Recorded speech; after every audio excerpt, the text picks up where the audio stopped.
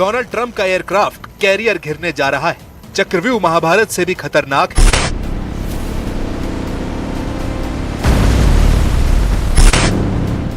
America ने जिस battle group को ईरान से लड़ने के लिए भेजा है, ईरान ने बता दिया है कि उसे हजारों सैनिकों के साथ पहले घेरा जाएगा, वार्निंग दी जाएगी और अगर तेहरान का हुक्म नहीं माना गया तो उसे डुबो दिया जाएगा। ईरान के रेवोल्यूशनरी गार्ड्स की धमकी बहुत खतरनाक है। ईरान की फास्ट बोट इस वक्त फारस की खाड़ी में घूम रही है, ईरान के जंगी जहाजों को तलाश कर रही है और जैसे ही उन्हें अमेरिका के वॉरशिप नजर आएंगे तो उन्हें ऐसे ही घेर लिया जाएगा। चारों तरफ ऐसा चक्रव्यूह रचा जाएगा जिससे फंसे ट्रंप के सामने फिर सरेंडर करने के अलावा कोई रास्ता नहीं बचेगा।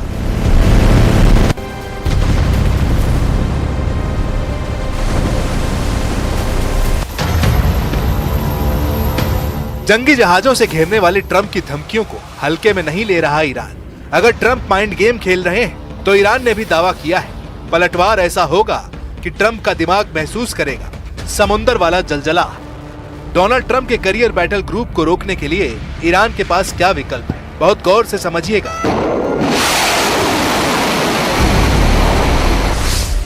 ईरान के पास कामिकाजे ड्रोन का भंडार है जिनसे बचना आसान नहीं।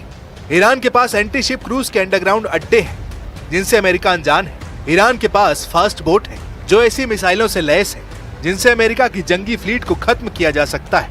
ये तीनों ऐसे काउंटर कैरियर हथियार हैं जो फारस की खाड़ी को अमेरिकी नौसेना का कब्रिस्तान बना सकते हैं।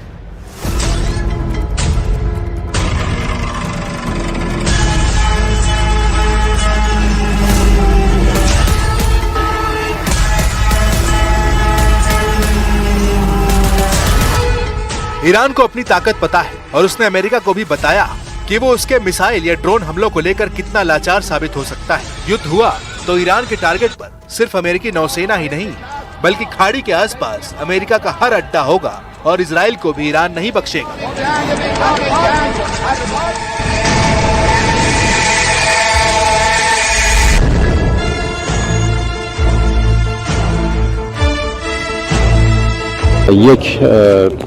تهدید نظامی باعث بی‌ثباتی در کل منطقه خواهد شد، به خصوص با توجه به ویژگی‌هایی که حضور آمریکا در منطقه داره. این فهم مشترک به نظرم در منطقه وجود داره. منطقه کاملا بر علیه تهدید نظامی هست و همه معتقد هستند که بی‌ثباتی منجر به چالش‌های عمده برای منطقه خواهد شد و لذا کشور منطقه با این موضوع مخالف. जब से ईरान का कैरियर बैटल ग्रुप हिंद महासागर में पहुंचा है, ईरान उसकी एक एक पल की लोकेशन ट्रैक कर रहा है। सवाल है कि ये बैटल ग्रुप ईरान से कितनी दूरी पर रहकर ऑपरेशन करना चाहता है, या कहें कि ईरान पर पहला हमला फारस की खाड़ी में पहुंचकर किया जाएगा या फिर अमेरिका के जहाज एक सुरक्षित दूरी पर रहकर ईरान पर अटैक लॉन्च करेंगे। Do not enter in Iranian territorial waters. यह है ईरान का आरएस ड्रोन। ये एक कामिकाजे ड्रोन है। ये एंटी शिप अटैक के लिए ईरान का बहुत ही खतरनाक हथियार माना गया है।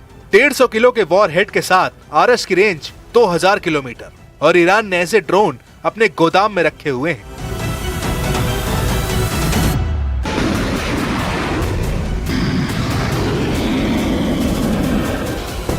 ईरान के ड्रोन कैसे लॉन्च होते हैं और कैसे अपने टारगेट को ट्रैक करके खत्म करते हैं, इसका वीडियो देख लीजिए। इसमें वर्टिकल टेक ऑफ करने के बाद आरएस ड्रोन का हमला देखिए। 150 किलो वॉर हेड के साथ इसका धमाका किसी भी टारगेट को तबाह कर सकता है। ऐसे ही ड्रोन के जरिए ईरान ने अब अमेरिका के कैरियर बैटल ग्रुप को वार्निंग दी है। अगर ईरान ने एक बार में ऐसे सैकड़ों ड्रोन लॉन्च किए तो अमेरिकी नौसेना के लिए खुद को बचाना मुश्किल हो जाएगा। अमेरिका के कैरियर पर ये ड्रोन ऐसे टूटेंगे कि कोई डिफेंस सिस्टम काम नहीं करेगा। साफ है कि अमेरिका के लिए मल्टी ड्रोन अटैक से बचना काफी मुश्किल होगा।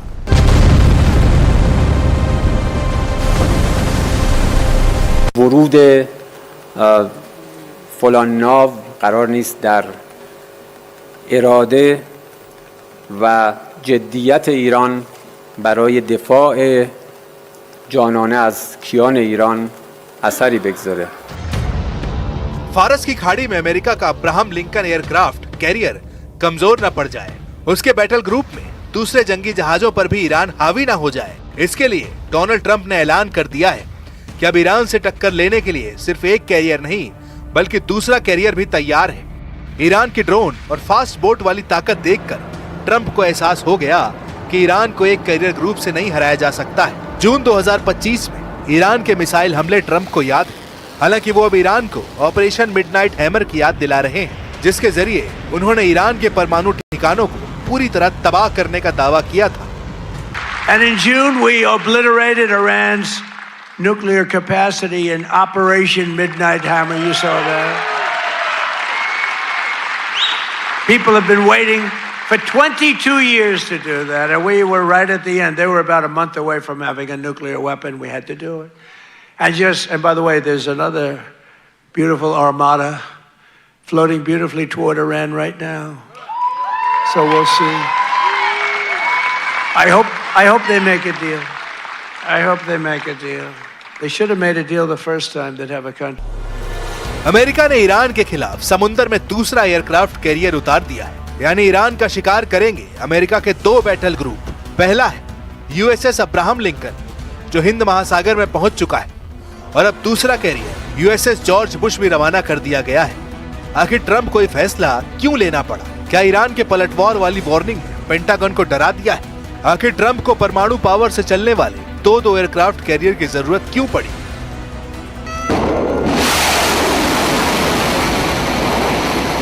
ईरान को रोकने के लिए अमेरिका ने जो बड़े हथियार तैनात किए हैं, उनमें ऐसे वेपन सिस्टम शामिल हैं जो नई टेक्नोलॉजी से तैयार करके बनाए गए हैं। उसने पूरी ताकत ईरान के खिलाफ झोंकने का फैसला किया है। अमेरिका ने अपने 3 बड़े हथियार पश्चिम एशिया को कंट्रोल करने के लिए तैनात किए हैं। इनमें सबसे खास है B-2 बम वर्धक विमान। ये स्टेल्थ बम वर्धक ईरान पर हमले के इरादे से डिएगो गार्सिया से ऑपरेट कर रहे हैं। दूसरे नंबर पर है अमेरिका का आधुनिक मिसाइल डिफेंस सिस्टम थार्ड और पैट्रियट, जो खाड़ी में तैनात है और इसका मकसद है ईरान की मिसाइलों को रोकना। तीसरे नंबर पर है अमेरिका का एयरक्राफ्ट कैरियर अब्राहम लिंकन और उसका पूरा बैटल ग्रुप। अमेरिका का दावा है कि उसके जंगी जहाजों की तरफ आने वाली हर मिसाइल और ड्रोन को रास्ते में ही मार गिराया जाएगा। लेकिन अगर ट्रंप का दिन खराब निकला और ईरान का कैरियर किलर मिशन कामयाब रहा, तो ट्रंप अमेरिका को क्या जवाब देंगे? एक एयरक्राफ्ट कैरियर को डुबोने से 6000 नौसैनिकों की जान खतरे में पड़ जाएगी। अगर ईरान के ड्रोन या उसकी फास्ट बोट 2 एयरक्राफ्ट कैरियर पर हमले में कामयाब रहे, तो 12000 नौसैनिकों पर मौत मंडराने लगेगी। क्या ईरान के खिलाफ युद्ध में 12000 सैनिकों की जान की बाजी लगाएंगे ट्रंप? अमेरिका के हर बेड़े पर रूस की भी नजर है। रूस अपने हर दुश्मन को बहुत करीब से देख रहा है। भले दुनिया को अभी ईरान अलग थलग लगे, लेकिन पुतिन की मदद वाला पंजा ईरान को बचाने के लिए वॉर करेगा। ये बात ट्रंप को बहुत अच्छी तरह मालूम है।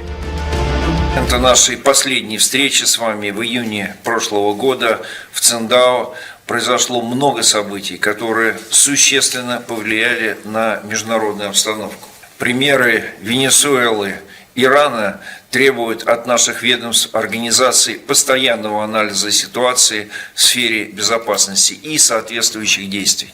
Сегодня в условиях динамичного изменения мировой военно-политической обстановки डोनाल्ड ट्रंप के लिए बड़ा सिरदर्द सिर्फ ईरान ही नहीं बल्कि पुतिन बन चुके हैं। खार्किव में यूक्रेन की टीम पर रूस ने ड्रोन अटैक किया। इस हमले में 4 लोगों की मौत हुई। जेलेंस्की ने इसे आतंकी हमला बताया है। एक और फ्रंट उत्तर कोरिया है, जहां किम जोंग उन के ऑर्डर पर एक बैलिस्टिक मिसाइल टेस्ट की गई है। इस मिसाइल टेस्ट से दक्षिण कोरिया और जापान में दहशत फैल गई। किम जोंग क्या सिग्नल दे रहे हैं? अब ट्रंप की फौज इसे डिकोड करने में लगी है। लेकिन बड़ा मैसेज साफ नजर आ रहा है कि ईरान के खिलाफ युद्ध करने को तैयार ट्रंप के खिलाफ कई मोर्चे एक्टिव हो गए हैं।